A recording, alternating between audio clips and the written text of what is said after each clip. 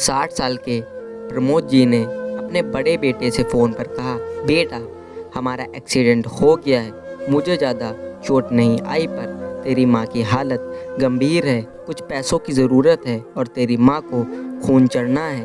उनके बड़े इंजीनियर बेटे ने जवाब दिया, पापा मैं बहुत व्यस्त हूँ, आजकल मैं नहीं आ सकता, मुझे विदेश में नौकरी का पैकेज मिला है तो उसी की तैयारी कर रहा हूँ। आपका भी तो यही सपना था और पैसों की तंगी भी चल रही है, पैसों की व्यवस्था आप खुद कर लीजिए, मैं बाद में दे दूंगा। उन्होंने अपने दूसरे डॉक्टर बेटे को फ़ोन किया तो उसने भी आने से मना कर दिया, उसे अपनी ससुराल की शादी में जाना था। हाँ, इतना ज़रूर कहा कि पैसों की चिंता मत कीजिए, मैं भिजवा दूंगा। क्या अलग बात है कि उसने कभी पैसे नहीं भिजवाए। उन्होंने बहुत मायूसी से फ़ोन रख कर कहा, अब उस नालायक को फ़ोन करके क्या फ़ायदा, जब ये दो लायक बेटे कुछ नहीं कर रहे तो वो नालायक क्या कर लेगा। उन्होंने सोचा और बोझिल कदमों से हॉस्पिटल में पत्नी के पास पहुँचे और कुर्सी पर बैठ गए और पुरानी बातें याद आने लगीं। प्रमोद जी स्कूल के शिक्षक थे, उनके 3 बेटे और एक बेटी थी। बड़ा इंजीनियर और मंझला डॉक्टर था। दोनों की शादी बड़े घराने में हुई थी। दोनों अपनी पत्नियों के साथ अलग अलग शहरों में रहते थे। बेटी की शादी भी उन्होंने खूब धूमधाम से की थी। सबसे छोटा बेटा पढ़ाई में ध्यान नहीं लगा पाया। 11वीं के बाद उसने पढ़ाई छोड़ दी और घर में ही रहने लगा। कहता था मुझे नौकरी नहीं करनी, अपने माता पिता की सेवा करनी है, पर मास्टर साहब उससे बहुत नाराज़ रहते थे। उन्होंने उसका नाम नालायक रख दिया था। दोनों बड़े भाई पिता के आज्ञाकारी थे, पर वह गलत बात पर उनसे भी बहस कर बैठता था, इसलिए प्रमोद जी उसे पसंद नहीं करते थे। जब प्रमोद जी रिटायर हुए तो जमा पूंजी कुछ भी नहीं थी। सारी बचत उन दोनों बच्चों की उचित शिक्षा और बेटी की शादी में खर्च हो गई थी। शहर में एक घर और गांव में थोड़ी सी ज़मीन थी। घर का खर्च उनके पेंशन से चल रहा था।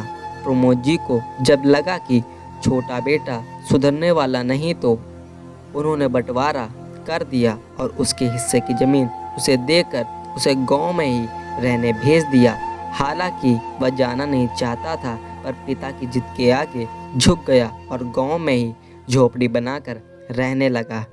प्रमोद जी तब से अपने दोनों होनहार और लायक बेटों की तारीफ किया करते। उनका सीना गर्व से चौड़ा हो जाता था, पर उस नालायक का नाम भी नहीं लेते थे। 2 दिन पहले दोनों पति पत्नी का एक्सीडेंट हो गया था। वह अपनी पत्नी के साथ सरकारी अस्पताल में भर्ती थे। डॉक्टर ने उनकी पत्नी को ऑपरेशन करने को कहा था।